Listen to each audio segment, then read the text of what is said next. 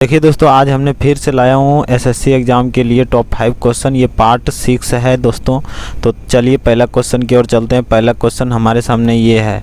पहला क्वेश्चन में बताया जा रहा है कि 20% वार्षिक ब्याज की दर से जो है इतना रुपये उधार लिया है पैसा, तो जिसमें पहला वर्ष के समाप्ति पर जो है इतना रुपया चुकाता है मूल राशि को, मूल राशि ब्याज नहीं, मूल राशि को चुकाता है।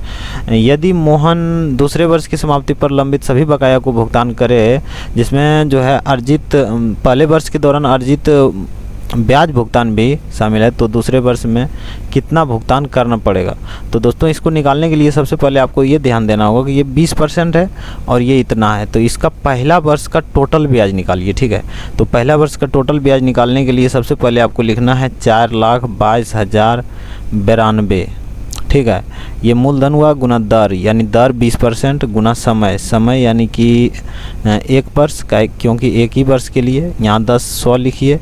ये 0 से ये 0 काट दीजिए, उसके बाद ये 2 से गुना कीजिए, 4 हो जाएगा, 9 दूनी 18 हो जाएगा, 22 दूनी 44 हो जाएगा, फिर 4 दूनी 8 हो जाएगा। इतना होता है। इस पर ये 1 0 है, उसके बदले यहाँ पर दशमलव आ जाएगा। ठीक है, इतना आ जाता है पहला वर्ष का ब्याज। ठीक है, उसके बाद अब हमको जाना है दूसरे वर्ष का ब्याज निकालने के लिए। दूसरे वर्ष के ब्याज निकालने से पहले हमको ये घटाना होगा, क्योंकि पहला वर्ष के समाप्ति के दौरान ये इतना पैसा मूल राशि चुकाने के लिए दे चुका था। तो सबसे पहले हमको लिखना है 4,22,092 रुपया में से 21,679 रुपया, 21,679 रुपया जो है घटाना है। तो 12 में से 9 गया 3, इधर 8 में से 7 गया 1, इधर 10 में से 6 गया 4, इधर 1 में से 1 गया 0, 0 इधर 4। मतलब इतना रुपया जो है हमारे पास दूसरे साल के लिए बचता है। दूसरा साल का ब्याज भी निकालना है, तो इतना गुना मूलधन कर दीजिए। मूलधन यानी कि मूलधन यही हो गया गुना दर, दर यानी 20 गुना समय तो एक ही है, अब बटे 100 कीजिए। 100 से ये 0 काट दीजिए, उसके बाद फिर गुना कीजिए। 3 दूनी 6, 2 एकम 4 दूनी 8, डबल 0 4 दूनी 8। इतना रुपया हमारे पास यहाँ पर दशमलव आ जाएगा। इतना रुपया हमारे पास जो है फिर से ब्याज आ जाता है। मतलब प्लस पहला नंबर ये ब्याज, दूसरा नंबर ये ब्याज और तीसरा नंबर हमारे पास इतना मूलधन बचा हुआ था।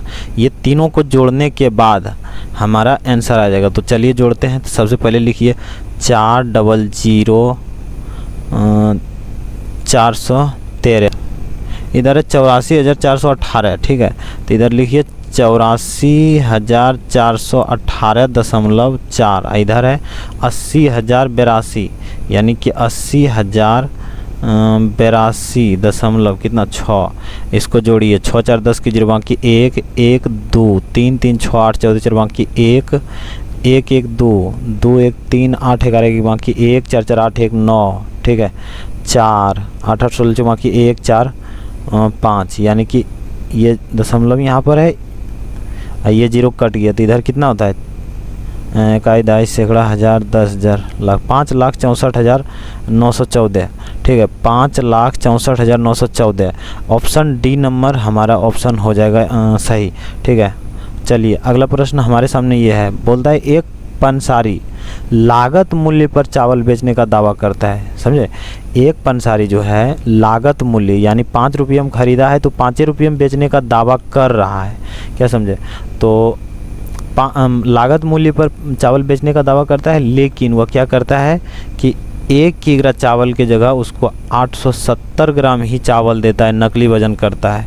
यानी उसको बोलता है कि 1 किलो चावल है, लेकिन उसको 870 ग्राम ही चावल देता है, यानी वो नकली वजन की तरह उसको मतलब जो है 1 किलो देता है, लेकिन उसको जाता है कितना 870 ग्राम। तो इसमें पूछ रहा है कि उसका प्रतिशत लाभ निकालें। तो सबसे पहले प्रतिशत लाभ निकालने के लिए आपको फ़ायदा पता होना चाहिए, यानी कि 130 ग्राम जो है इसको फ़ायदा हो रहा है, क्योंकि 1 किलो बोल के दे रहा है और 130 ग्राम कम ही उसको दे रहा है, तो 130 ग्राम फ़ायदा हुआ। तो 130 ग्राम फ़ायदा हुआ कितने के ऊपर, 870 ग्राम के ऊपर। तो गुना 100 कीजिए, परसेंटेज निकल जाएगा। तो ये 0 से ये 0 काट दीजिए, कितना हो जाता है 1300 लिखिए इधर, इधर 87 लिखिए, 87 इधर भाग दीजिए। 87 में कितना एक बार से पहले 8 7 इधर 10 में 7 गया 3 इधर इधर बचता है 2 12 में 60 गया 4 इधर 0 फिर 4 बार से लगा दीजिए 7 चौक 28 के 8 बाकी 2 2 2 2 8 चौक 32 2 34 इधर 2 बचता है इधर 12 में से 4 गया 8 इधर ऐसे इतना समझ लीजिए 14 आ गया 14 ना ही इसमें है ना ही इसमें है ना ही इसमें है। ऑप्शन यही सही होगा क्योंकि इसमें 14 है। ठीक है, तो option B is the right option. चलिए नेक्स्ट प्रश्न की ओर चलते हैं। नेक्स्ट प्रश्न हमारे सामने ये रहा। पहला बोल रहा है A/B 6:8 है और B/C 5:12 है, तो ABC तीनों का अनुपात निकालें। तो सबसे पहले इसको इस तरह लिख लीजिए, लिखिए यहाँ 6:8 और फिर इधर 5:12, इसके नीचे लिखिए 5:12। ठीक है, इधर चिन्ह पारिए, इधर लिख दीजिए। सबसे पहले बीच वाला लिखिए 8 पंचे 40, बीच में 40 होता है, इधर इधर इधर इधर फिर इधर 6 पंचे 30 कीजिए, इधर ये दोनों गुना, बीच में ये दोनों गुना, फिर ये दोनों गुना और यहाँ पर फिर ये दोनों गुना। तो बस तो जरूर बड़ा 96 इधर हो जाएगा। ठीक है, तो अगर कटता है तो सही है, नहीं कटता है तो इतना ही आंसर होगा, लेकिन यहाँ कट रहा है। इसका आधा 15 लिखिए, इसका आधा 20 लिखिए, इसका आधा 48 लिखिए। आइए इतना आंसर हमारे किस में 15 20 48 15 20 48 डी नंबर में सही है, तो डी नंबर हमारा सही हो जाएगा। चलिए नेक्स्ट प्रश्न की ओर चलते हैं। नेक्स्ट प्रश्न में हमारे पास ये है 2tan A = 3 है, तो इतना का मान निकालने बोल रहा है। तो सबसे पहले आपको सूत्र पता होना चाहिए। हम इधर लिखते हैं साइड में साइन A बराबर लंब बटे कर्ण, कॉस A बराबर आधार बटे कर्ण, tan A बराबर लंब बटे आधार। ठीक है, ये तीनों सूत्र इसमें यूज होगा, तो इसको पहले लिख लिए। ठीक है, उसके बाद अब इधर आते हैं। इधर बोल रहा है 2tan A = 3, यानी हम लिख सकते हैं tan A = 3/2।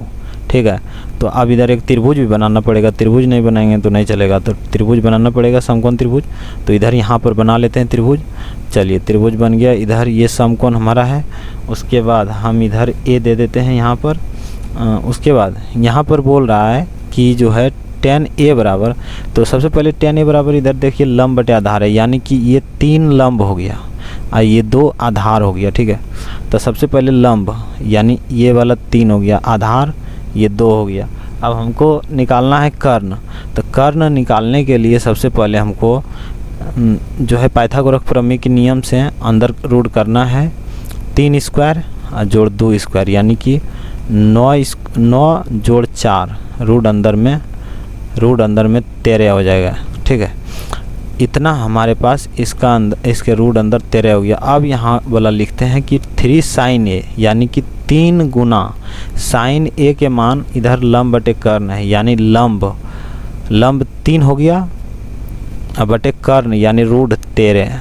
ठीक है, अब फिर माइनस 2 गुना कॉस बराबर आधार बटे कर्ण है, तो आधार यानी कि 2 है, आधार हमारे 2 है, तो 2 बटे आधार बटे कर्ण यानी रूट 13। ठीक है, फिर इतना हो गया। फिर नीचे भी इधर सेम ही है, लेकिन यहाँ पर प्लस है, तो हम सेम उतार देते हैं, उसके बाद यहाँ पर प्लस दे देंगे। ठीक है, तो 3 गुना 3 बटे रूट 13 प्लस 2 गुना 2 बटे रूट 13।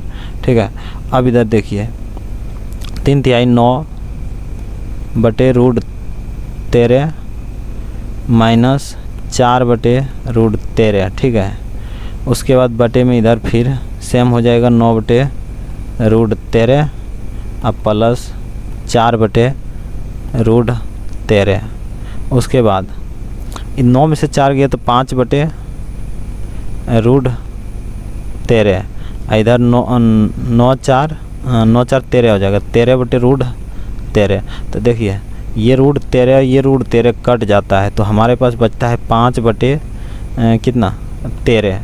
हमारा आंसर हो जाएगा 5 बटे 13, डी नंबर सही। चलिए अगला प्रश्न हमारे सामने ये रहा।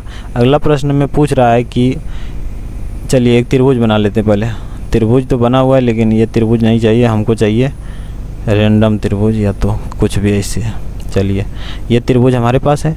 इसमें बोल रहा है त्रिभुज का जो है दो कोण, त्रिभुज का जो है दो कोण 45 और 65 है। तो तीसरे कोण का बाह्य कोण ज्ञात करें। तीसरा कोण नहीं बताया, बोल रहा है, इधर बोल रहा है बाह्य कोण। तीसरे कोण का बाह्य कोण, मान लीजिए कि पहला कोण हम ये मानते हैं 45, दूसरा कोण ये 65 मानते हैं, तो तीसरे कोण का ये जो इधर बाह्य बन रहा है ये कोण पूछ रहा है, ये नहीं पूछ रहा है, ये पूछ रहा है। तो सबसे पहले हमको देखिए दोस्तों, ये सीधा है कि ये दोनों कोण जोड़ करके सामने वाले कोण का बाह्य कोण हो जाता है। तो सबसे पहले ये दोनों जोड़ दीजिए, ये जोड़ने के बाद दोस्तों यही कोण बाह्य कोण हो जाता है। ठीक है, तो 60-40 यानी 65, 60-40 100, 105 110, 110 हो जाएगा हमारा ये आंसर। 110 ए नंबर में है, तो ए नंबर हमारा आंसर हो गया। तो चलिए दोस्तों, इसी तरह का और भी प्रश्न आगे भी आता रहेगा। तो दोस्तों आज तक के लिए इतना ही, तब तक के लिए जय हिंद जय भारत।